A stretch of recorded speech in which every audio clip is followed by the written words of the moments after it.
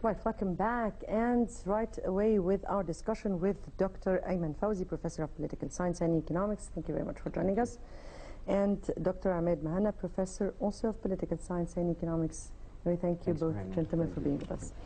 As I said at the very beginning, we are discussing today many files in front of the newly elected presidents. And from your point of view, what should be the main or the priority of files that are put in front of the president? Dr. Ayman. Definitely, I think the first thing is the security. That's the major file which we need to tackle all. As Egyptians, we need to cooperate all to reach to the security level which we were having before the revolution. Second, I think we need to have a big major project which all collaborate to achieve. President Sisi definitely will be facing a huge problems due to some shortage in the FX or the foreign currency reserves. So we need to find a way to increase this reserve. You mean here the economic file? Yes. That needs much focus, and we will be doing that. Yes, indeed, security is a main file. Sir? Yes, I definitely agree with Dr. Ayman, but I'll have slight difference in terms of the number of issues that the next president is facing and the number of challenges. I think the main challenges that the next president will be facing is the administrative reform, and I'll talk about why is it quite important. Secondly, the economic file. The administrative reforms in terms of what? Cabinet, in terms of parliament, preparing for the parliament, what? Combating corruption. In management or in administration, we find that the president is not going to have a magic wand to fix everything, and therefore he has to have the right aid or supporters or assistance with him. So if he starts with reforming the administration and dealing with corruption, start putting heavy penalties on people that are not working for the benefit of the government, he's going to have a lot of supporters that are very keen to take the country to the next level. So if he does not focus first on administrative reform, he's going to have a lot of difficulty in dealing with issues. So if we look at Engineer Mahlab, the Prime Minister, he's now having to deal with all projects himself, having to go out on the street and manage them. But if he had a proper system with him and people that are as keen as him in managing these projects and working hard to take the country to the next level, he's going to have less time in managing these issues and focus more on planning. Yes, we're not really here to criticize the main the government, but rather the files in front of the president. And yes, indeed, you are quite right. He has an important file regarding the administration that will be assisting him. Yes, in terms of the economic reform, he's facing three main areas. Number one is the economic growth. We've got a low productivity level. A lot of factories have been closed down, and a lot of importing has been really exceeding exporting by far, which is causing a trade deficit as well as balance of trade deficit. The second issue is the issue of foreign direct investment.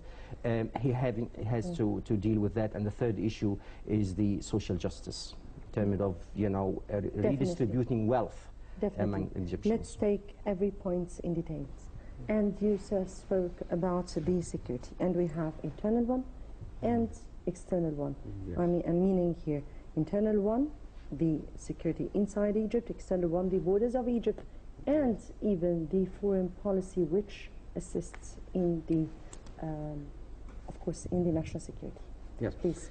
Security, I think it's the key word. I mean, how to increase the investments. If I'm an investor, I need to feel safe, to feel secured. Before business in a country, we need to understand how we will run the business. Having a security environment in Egypt, I think it's an easy process, because actually we were having a very secured country a couple of years back. So returning back to the same security levels, I don't think it's that difficult. But to reach to this security levels, we need to pass by, as you mentioned, internal security and external. Our Middle East now is having a lot of turbulence.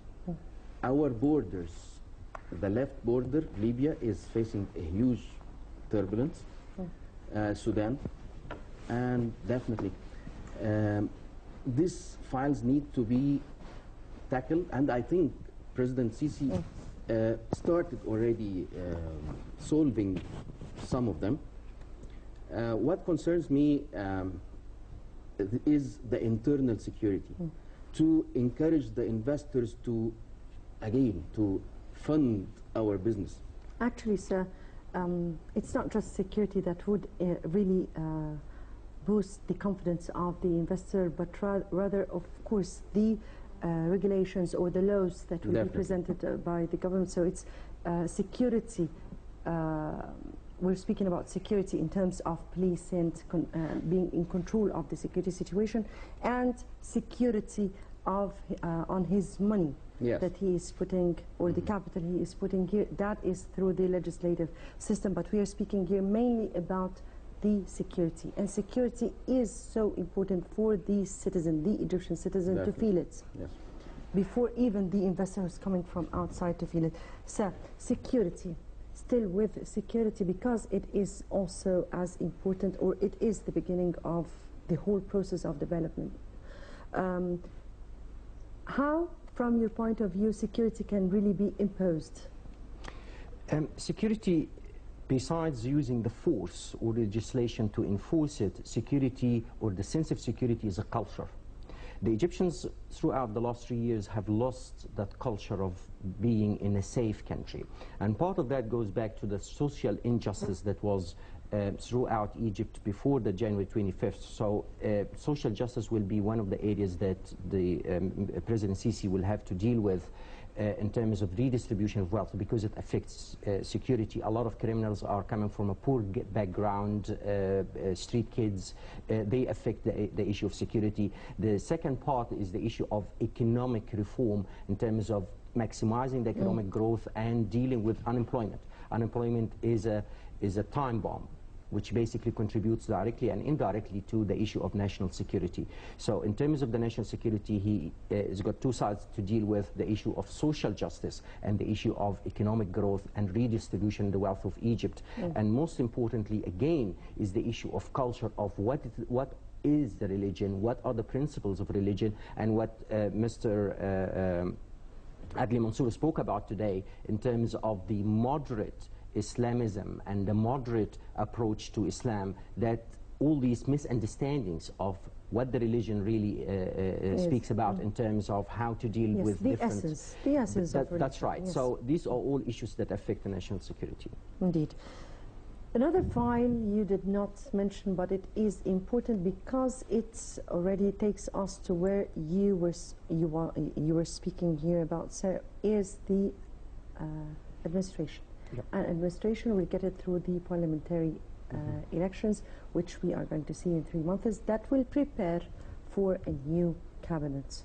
Hopefully, that would take us to the hopefully best administration we need.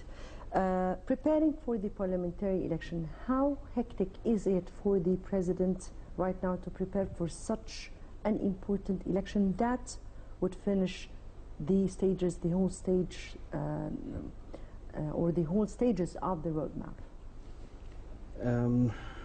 Now we are facing a change in the culture of the Egyptians. In 2010 and 2012 Parliament, we had a new faces like the Islamists. The Islamists who entered into the government, and they are trying to impose their ideas.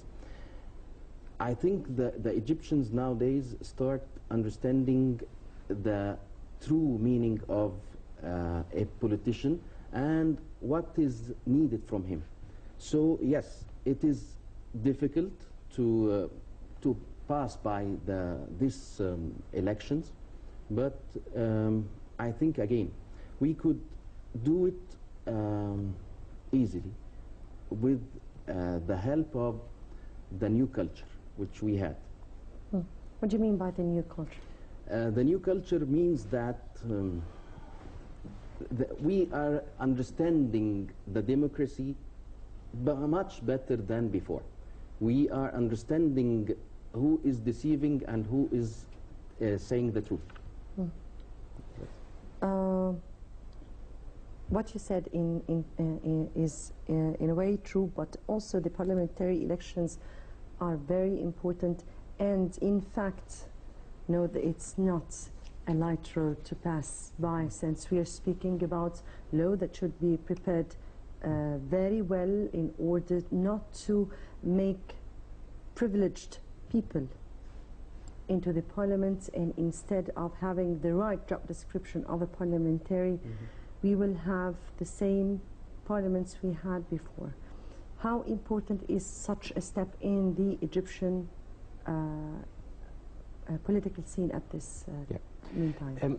Let me just go back to what Dr. Emma was saying around the culture of democracy and the culture of how we're dealing with the new Egypt. I think Egypt never had a democratic model that we can build upon. We've always been importing models from Europe or from the United States and trying to customize it to suit our needs.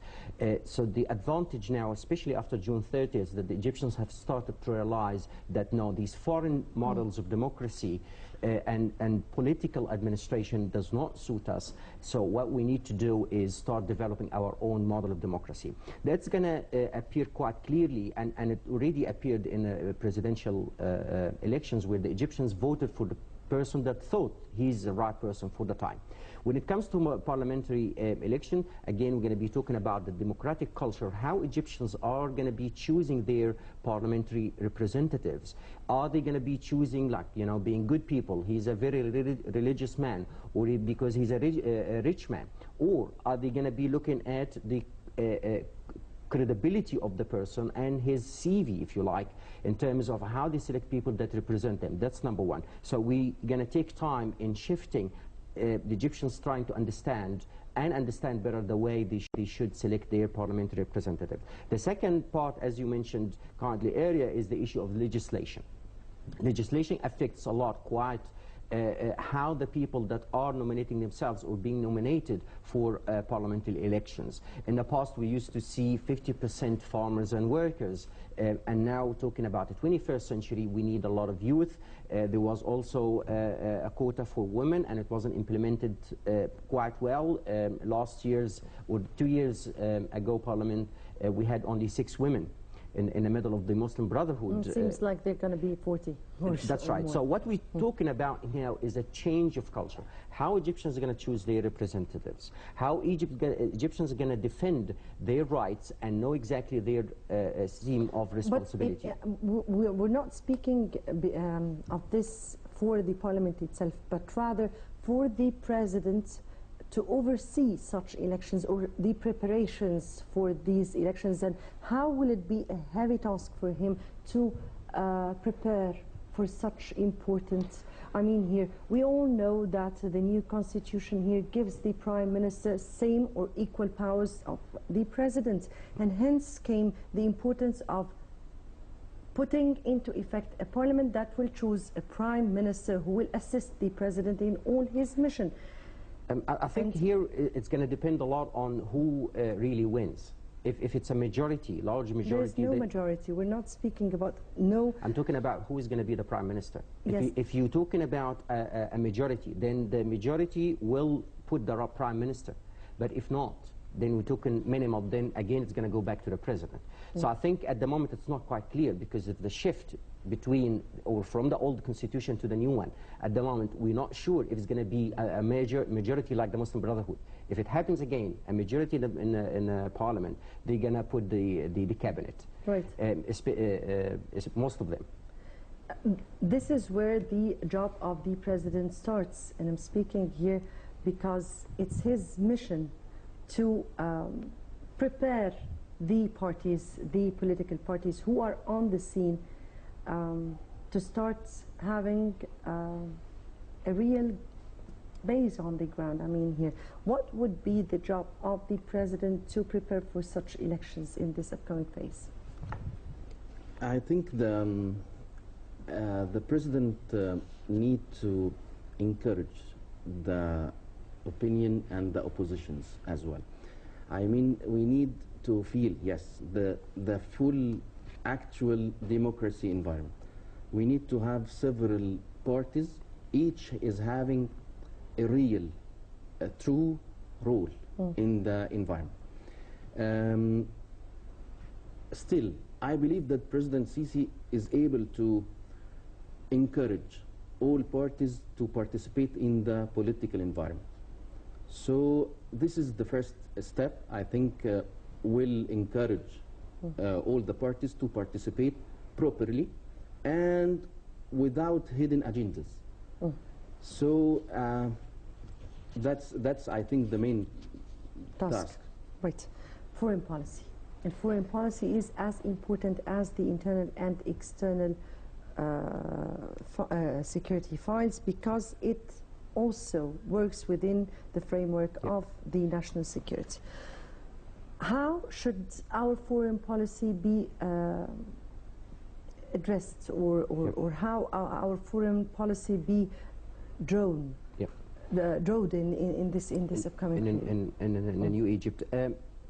Let me first talk about 3 phases of foreign policy. Foreign policy before January 25th, foreign policy between January 25th and June 30th, and foreign policy from June 30th.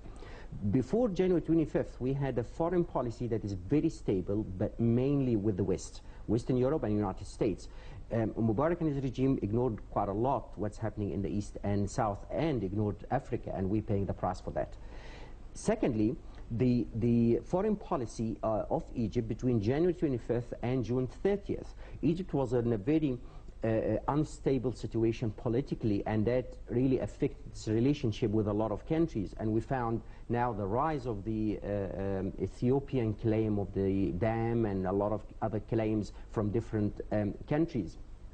But again, nobody can really, know what the cause behind that. It's just because we're unstable. From June 30th, I think the interim government, as well as the President Adel Mansour, started to regain the Egyptian position in the foreign policy. We've seen now a lot of relationships have been rectified in the Middle East, in Europe, and with the United States. We started to take independence of our own decision. So I think what we need to do now, or what President Sisi needs to do now, is continue what they started with President Adel Mansour and the interim government, to build on the independence of the Egyptian decision and an opinion on the international sphere, and regain Egyptian's position and rank among the countries in the Middle East, as well as in Europe and worldwide, and focus more on the East. And it's already been happening. So what we need to do is just continue on that and have a balanced relationship between the East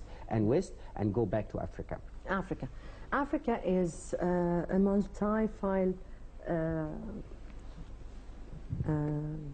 file here. I mean here that we're speaking here about Africa, and the return of Egypt to the African Union is one part of the file.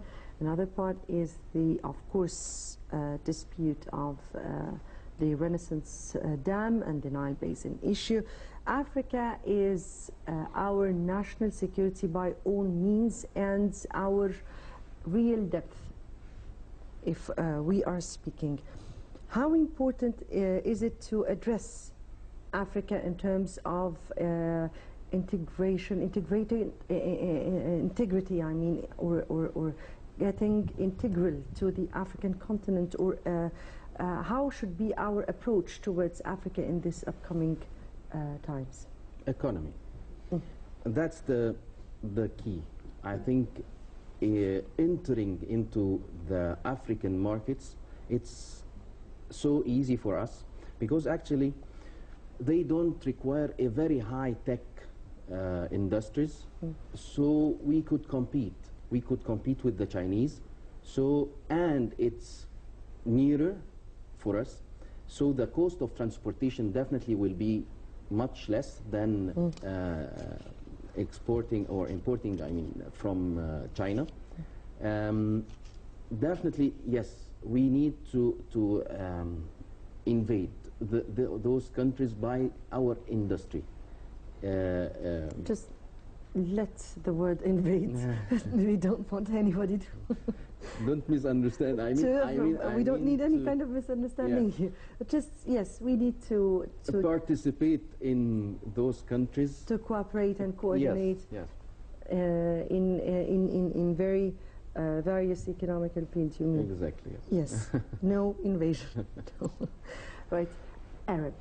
And the Arab or the Middle East region. And it's very important because we all know that not all the Arab countries are in stable conditions. Yeah. And we're speaking here our neighbors, Libya, our neighbors, Sudan, our neighbors, Syria, our neighbors, the Palestinian Authority, who just formed its unity government.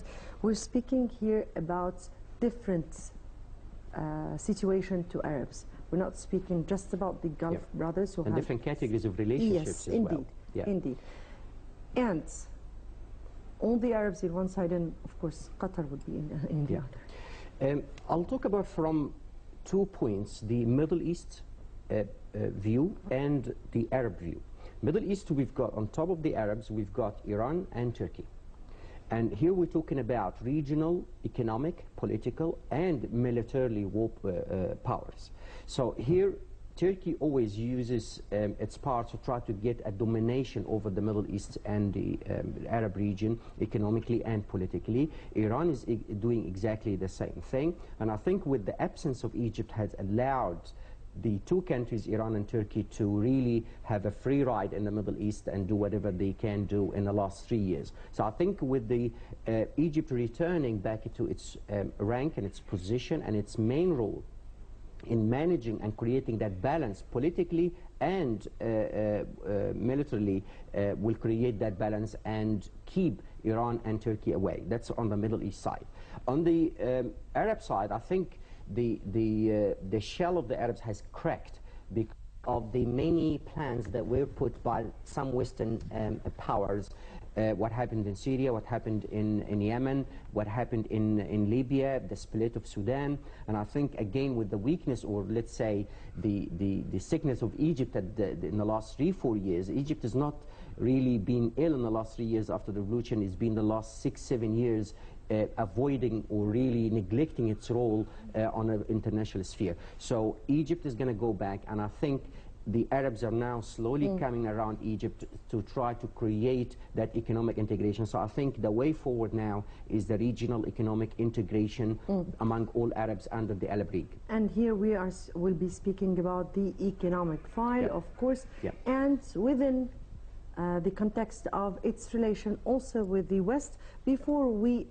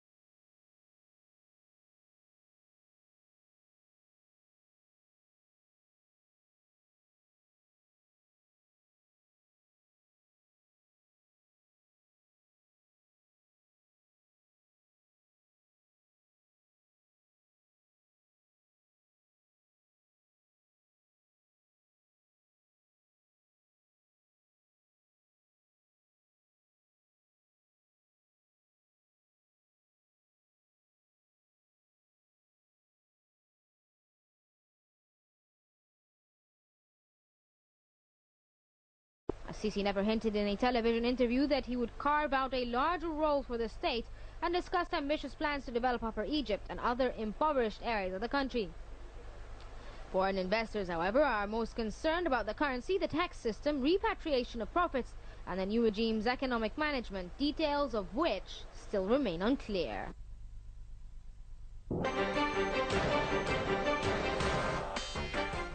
Welcome back, and to you, Dr. Ayman, and the economic file. And it is one of the most important files that Egypt will have to tackle, and the newly elected president will have to tackle. In terms of relations with the outside, if we want, in the first place, to attract foreign direct investments, something to start with, please. Actually, I think the first point is we need to attract our Egyptian businessmen who ran away.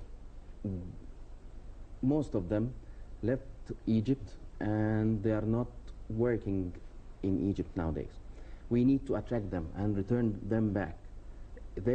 Egypt needs them, and they should stand beside Egypt during this period.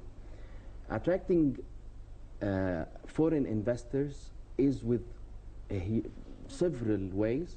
That we need to have some reduction in the taxes, which should attract them.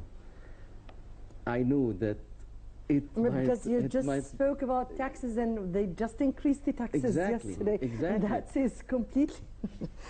Please continue. Yes, definitely. You as an investor, just think like that. Why should I invest in a country paying 1/3 of my income?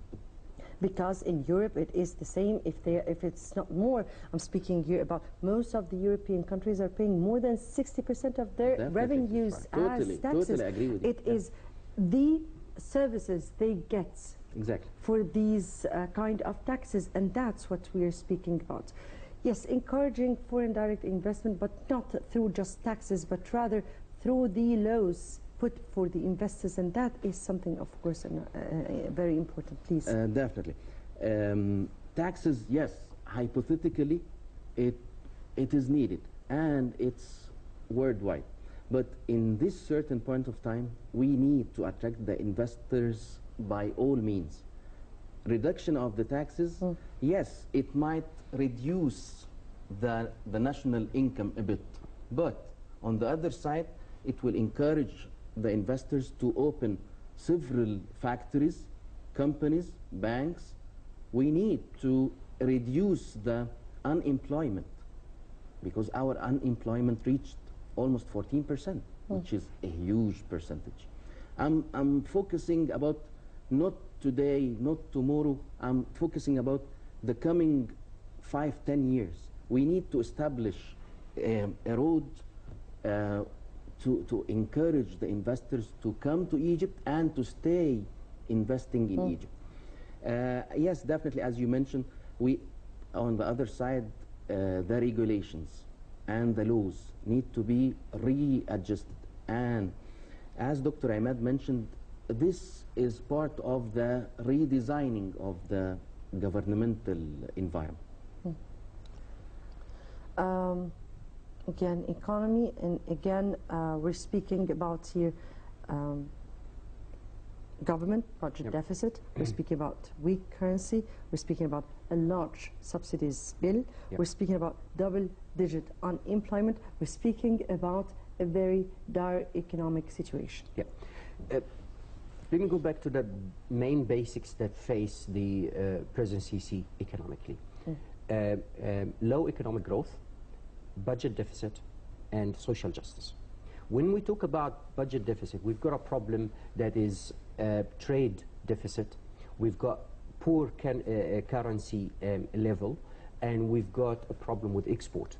When it comes to, and also the reserve, we know that the reserve came down to about 12 billion, and now with some aid, it's reaching 18.6.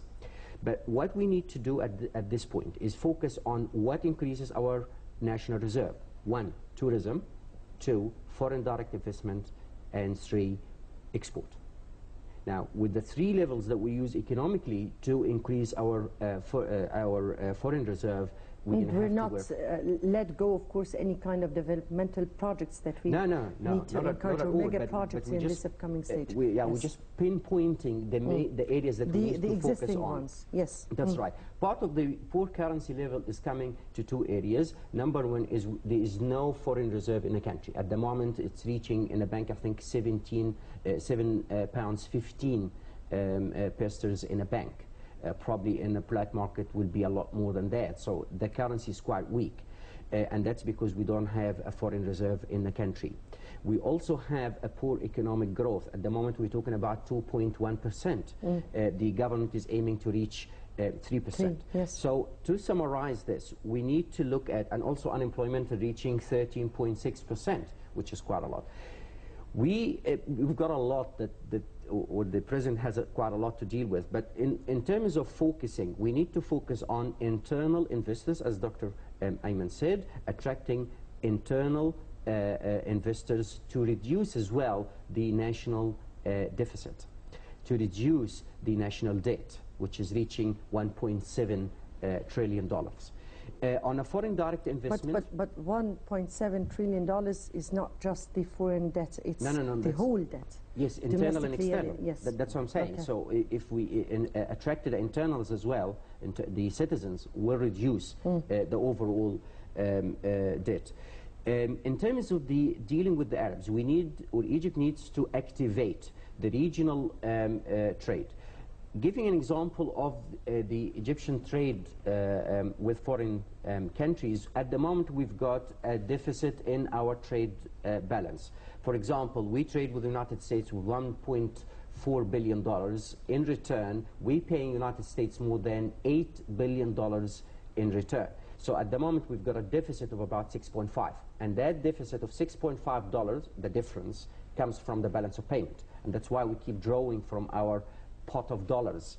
So what we need to do, number one, is amend our agreements in the international trade agreements with the World Trade Organization and with individual countries. And we've all seen the problem with the Egyptian cotton is not being sold because we've got agreements with other countries from Eastern Asia that export cotton to us, and we have ours. And it's a lot cheaper, so people don't buy ours. The issue of our cotton is something very, very difficult. It's part of it is the actual agreement that we have in place. Number two is activate the regional trade bloc. What we are involved in at the moment is globalization. So Egypt is becoming part of the global economy. We want to be part of the regional economy because the closer to us, the currencies are quite